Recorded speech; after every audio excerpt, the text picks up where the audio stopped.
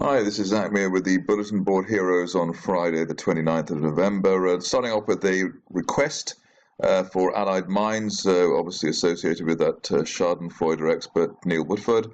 But here we've got the shares bouncing off the floor of a falling trend channel from March, around the 39.40 pence area. Even if this is just a dead cat bounce, possibility of a move towards 60 pence, 61 pence, which would be the top of the channel. We've seen the shares trade within that channel and hit the top of it on a regular basis since May, so that shouldn't be asking too much even for one of Neil Woodford's stocks.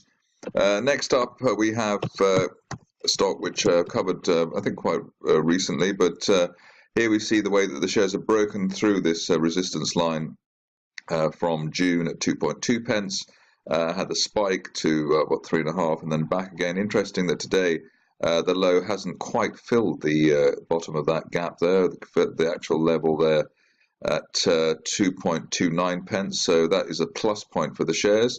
Suggests that we won't go back below 2.2 and that resistance line, so the break is good.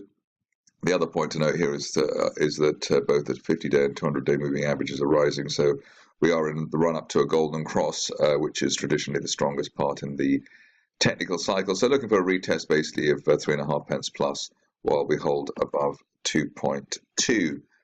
Next up, a stock which I covered a few days ago, seems to be doing okay. Again, a little bit like the last one, where the break through the top of the formation and then back to test that as support. So above 8 pence here for Erris Resources, up to a retest again of the 200-day moving average area, 12.92, and hopefully a bit more, up to 16 pence maybe by the end of the year if all things go well. Next up, Echo Energy, which has broken out of its falling wedge from June, top of the wedge there at 7 pence. So while we're above that, looking for a best case scenario target to fill that gap up to 14 pence. If you're cautious on the shares, maybe wait for an end of day or end of week close back above the 50-day moving average at 8.95.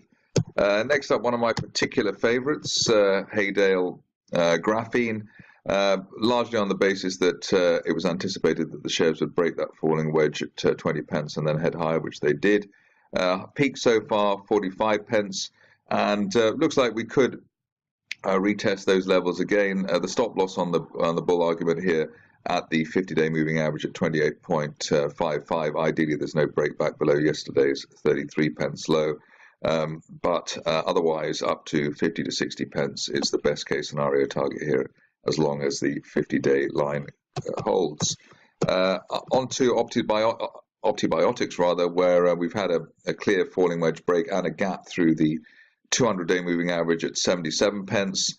The view at this stage is that at least while we're above that initial November peak at 85, we could head up towards, let's say, up to 110 pence, which is the old September peak.